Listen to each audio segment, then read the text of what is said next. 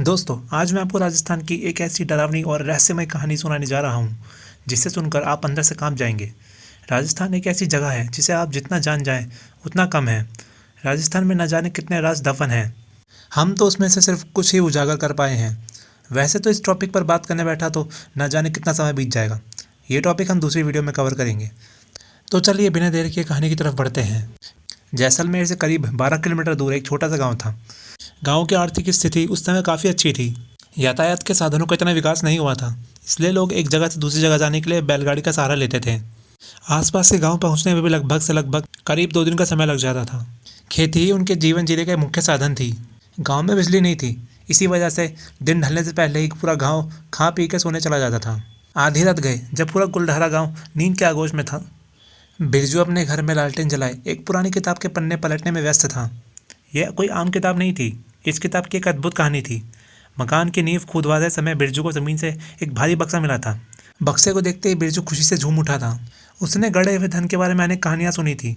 जैसे ही उसने वह बक्सा खोला, उसके अंदर सिर्फ एक किताब के अलावा कुछ नहीं दिखाई पड़ा।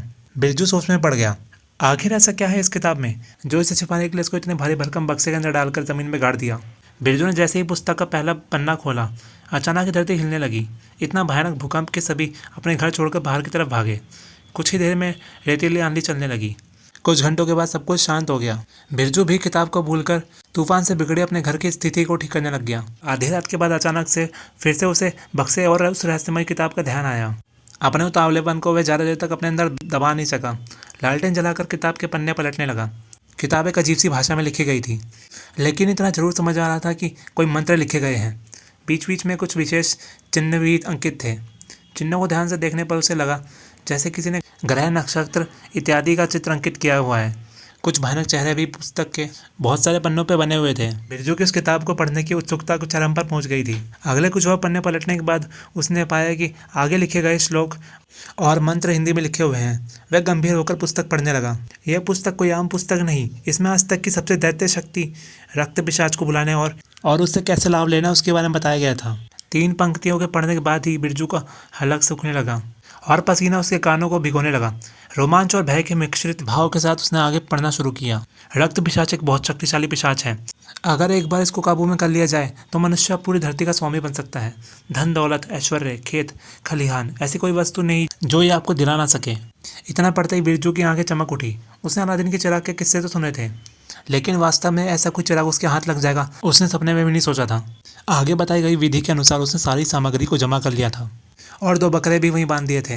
पुस्तक में बताई गई विधि के अनुसार उसने तंत्र मंत्र शुरू कर दिया। रात के ठीक 2 बजे जब वातावरण में गहरी ठंडक फैल रही थी, पेड़ की डाल पर बैठे उल्लू अपनी सन्नाटे को चीरती हुई आवाज़ के साथ नसों में कभी बिखेर रहे थे और दूर जंगल से सियारों के रोने की भयानक आवाज़ें किसी अनहोनी के होने का संदेश जाहिर कर रही थी। बिरजू अपने आसपास के वातावरण से पूरी तरह अनजान होकर तंत्र मंत्र पूरी तरह खोया हुआ था। आखिर में बकरों की बलि देकर उसने रक्त से पुस्तक में चित्रित आकृति को स्नान कराने के पश्चात उसके घर से एक एक करके बर्तन के गिरने की आवाज़ आने लगी और साथ में कुत्तों को रोने की आवाज़ भी सुनाई पड़ रही थी। अब कुत्तों के साथ साथ बिल्लियों के रोने की भी आवाज़ आने लगी थी। बिरजू के कमरे में अचानक धुआं फैलने लगा और देखते ही देखते उसमें एक आकृति निकलती हुई दिखाई पड़ने लगी। बिरजू को अपनी आंखों पर विश्वास नहीं हुआ। धुआं वाली आकृति अपनी भारी आवाज़ के साथ बुदबुदाई, क्यों बुलाया मुझे मेरी दुनिया से? तू जानता है इसका अंजाम क्या होगा? बिरजू डरते हुए बोला, लेकिन मैं तो तुम्हारा मालिक हूँ, तुम्हारा आका हूँ। तुम्हें मेरा हुक्म मानना होगा। मैं ही हूँ तुम्हें इस दुनिया में लाने वाला। रक्त पिशाच क्रोध में चिल्लाया, तू मेरा आका बनेगा? तुझे मैं अपनी उंगलियों से मसल सकता हूँ। ये सब देखकर बिरजू के होश उड़ गए और बिरजू मन ही मन बोला, इसका मतलब ये मेरा हुक्म नहीं मानेगा। पिशाच बोला, तूने मेरे आराम में दखल डाला है। मैं अपने लोक में सुकून से जी रहा था, तूने मुझे वहाँ से इस लोक में ला पटका। सबसे पहले मैं तुझसे तेरा शरीर छीनूंगा। इतना बोलते ही पिशाच बिरजू के शरीर में घुस गया। अब उसे अपनी भूख मिटानी थी, जो कि खून पीकर ही मिटने वाली थी। सुबह हो चुकी थी।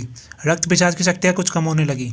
वह बिरजू के भेष में गांव में घूमने लगा और मौका पाकर उसने 2 गाय का रक्त पीकर अपनी भूख शांत कर ली। लेकिन ये तो सिर्फ शुरुआत थी। अंत कितना भयानक होने वाला है ये सोचते समझे बिना ही बिरजू ने एक भयानक शक्ति को अपने गाँव में बुला लिया था। बिरजू ने तो इसकी कीमत अपनी जान देकर चुका दी, लेकिन ये सिलसिला अब रोज होने लगा। हर रात कभी जानवर गायब हो जाते तो कभी इंसान। पूरे गांव में त्राहिमाम मच गया। रक्त पिशाच शिकार करने के बाद और भी ज़्यादा शक्तिशाली होने लगा। उसकी भूख बढ़ती जा रही थी।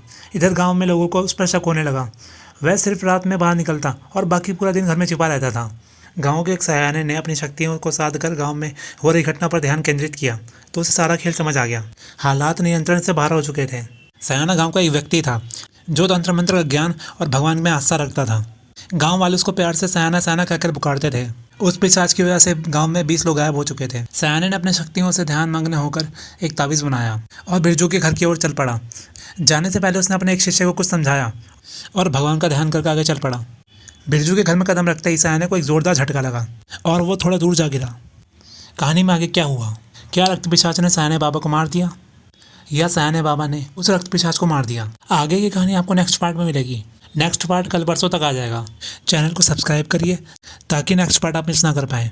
अब तक की कहानी आपको कैसे लगी कमेंट सेक्शन में ज़रूर बताइएगा।